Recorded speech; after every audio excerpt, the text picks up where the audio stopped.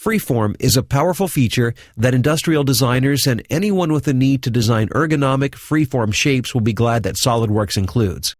This feature allows you to push and pull on a surface to create complex shapes that are otherwise difficult to produce. Freeform can be applied to any face. The face can belong to a surface or to a solid part. Let's take a look at an example. Here we have a surface. The Freeform feature is located on the Surfaces toolbar. I'll click on it, and this brings up the Freeform Property Manager. You can see there are many options and settings available. But before stepping through each one in detail, let me explain the basics of the Freeform feature. First, we'll identify a face. In order to push and pull on the face, we need to add control points. However, these points cannot be added to the face randomly.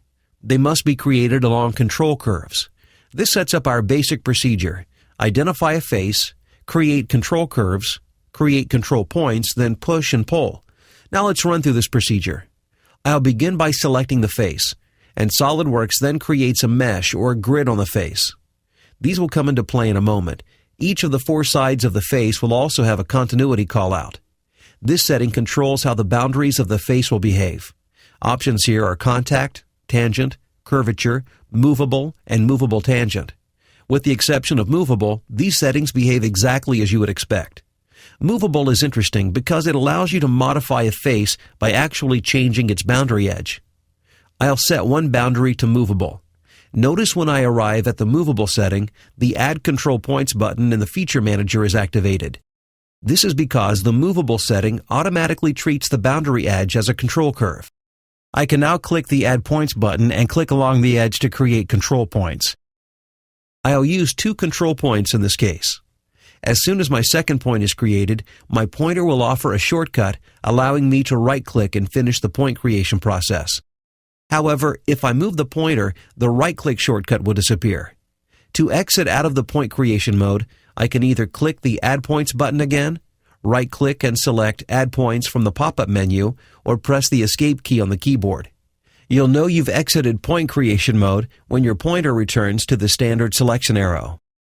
Now that control points have been created, I'll select the control curve. In this case, the boundary edge, to reveal the control points and tangency control arrows. When a point is selected, a reference triad appears. You can use this to push and pull on the surface. The triad will help you control direction, or you can drag the center of the triad for free 3-dimensional movement.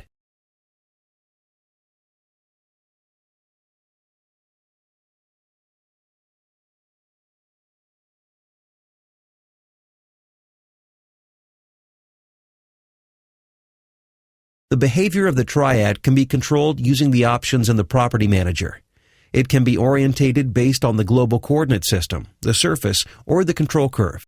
You can also have the triad move as you move the control point. If you were to clear the triad follow selection option, the triad would remain in place. In addition to moving the control points themselves, you can also affect the ends of the boundary edge by dragging the tangency arrows. This will affect the transition from the ends of the edge to the deformed shape. So far, we've affected the shape of this face using control points created directly on the boundary edge. Remember, though, that we only have the ability to create these points because of the movable continuity setting we specified.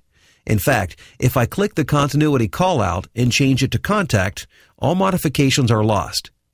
In the next lesson, we'll take a look at how curves can be used to gain more control over the resulting shape of this face.